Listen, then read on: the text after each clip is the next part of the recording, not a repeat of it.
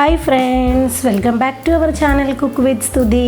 അപ്പോൾ ഇന്ന് നമുക്ക് അടിപൊളി ഒരു തണ്ണിമത്തൻ സർബത്തും അതേപോലെ തന്നെ ക്യാരറ്റ് വെച്ചിട്ടൊരു അടിപൊളി ഷേക്കും തയ്യാറാക്കാം. ഈ ചോടിനും നോമ്പിനും ഒക്കെ പറ്റിയ ഒരു അടിപൊളി റെസിപ്പിയാണ്. അപ്പോൾ എല്ലാവരും തയ്യാറാക്കി നോക്കുക. വീഡിയോ ഇഷ്ടമായിട്ടുണ്ടെങ്കിൽ ഒന്ന് ലൈക്ക് ചെയ്യുക, ഷെയർ ചെയ്യുക, കമൻറ്റ് ചെയ്യുക. അപ്പോൾ നമുക്ക് വേഗം തന്നെ റെസിപ്പിയിലേക്ക് പോകാം.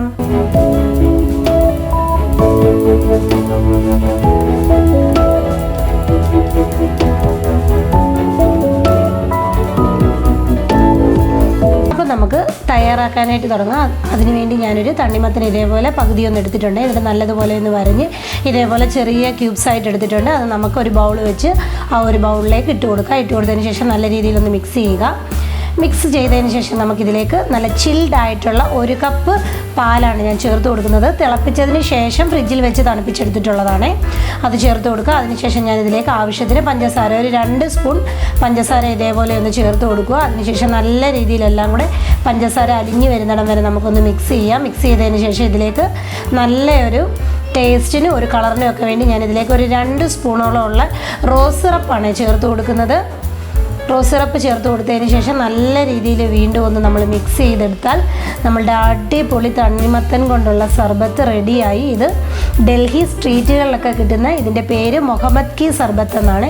അടിപൊളി ടേസ്റ്റാണ് കുടിക്കാൻ. അപ്പോൾ എല്ലാവരും തണ്ണിമത്തൻ ഉണ്ടെങ്കിൽ മസ്റ്റായിട്ടും ട്രൈ ചെയ്ത് നോക്കേണ്ട ഒരു റെസിപ്പിയാണ്. ഇനി നമുക്കതൊരു സെർവിങ് ഗ്ലാസ് വെച്ച് സെർവിങ് ഗ്ലാസ്സിലേക്കൊന്ന് സെർവ് ചെയ്ത് കൊടുക്കാം.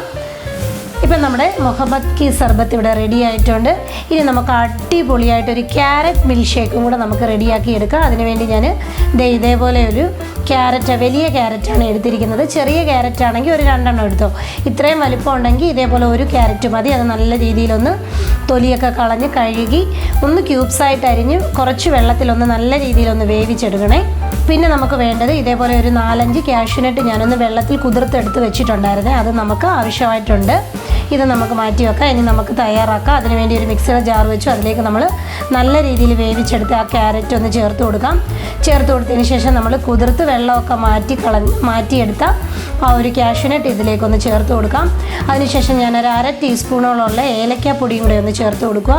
അതിനുശേഷം മധുരത്തിന് ആവശ്യമായിട്ട് ഒരു 2 സ്പൂൺ പഞ്ചസാരയും കൂടെ ഞാനൊന്ന് ചേർത്ത് കൊടുക്കുകയാണ്. എന്നിട്ട് ഞാനൊരു 1/4 കപ്പോളമുള്ള നല്ല ചിൽഡായിട്ടുള്ള പാലാണ് ഒഴിച്ചു കൊടുക്കുന്നത്. എന്നിട്ട് നമുക്കിതെല്ലാം കൂടെ നല്ല രീതിയിലൊന്ന് അരച്ചെടുത്തിട്ട് കൊണ്ടുവരാം. അപ്പോൾ ഇവിടെ ഞാൻ നല്ല രീതിയിലൊന്ന് അരച്ചെടുത്ത് റെഡിയാക്കി കൊണ്ടുവന്നിട്ടുണ്ട്. ഇതിലേക്ക് ഞാനൊരു 2 ഐസ് ക്യൂബ് ഒന്ന് ചേർത്ത് കൊടുക്കുകയാണ്. അതിനുശേഷം ഞാനിതിലേക്ക് 1 കപ്പ് നല്ല ചിൽഡായിട്ടുള്ള മിൽക്കും കൂടെ ഒന്ന് ഒഴിച്ചു കൊടുക്കുക. കാച്ചിയതിന് ശേഷം ഫ്രിഡ്ജിൽ വെച്ച് തണുപ്പിച്ചെടുത്ത പാലാണ്. അതൊരു കപ്പ് നമ്മൾ ഇതിലേക്കൊന്ന് ചേർത്ത് കൊടുക്കുക. എന്നിട്ട് എല്ലാം കൂടെ നല്ല രീതിയിൽ ഒന്നും കൂടെ ഒന്ന് അടിച്ചെടുത്തിട്ട് കൊണ്ടുവരാം. അടിച്ചെടുത്ത ആ ഒരു മിൽക്ക് ഷേക്ക് നമുക്ക് ഇതേപോലെയുള്ള ഒരു ബൗളിലേക്കൊന്ന് ചേർത്ത് കൊടുക്കാം. ചേർത്ത് കൊടുത്തതിന് ശേഷം ഞാനിതിലേക്ക് ചെറുതായിട്ട് അരിഞ്ഞ ആപ്പിളാണ് ചേർത്ത് കൊടുക്കുന്നത്. നിങ്ങളുടെ കയ്യിൽ ഏത് ഫ്രൂട്ട്സ് ഉണ്ടെങ്കിലും നമുക്ക് ചേർത്ത് കൊടുക്കാം.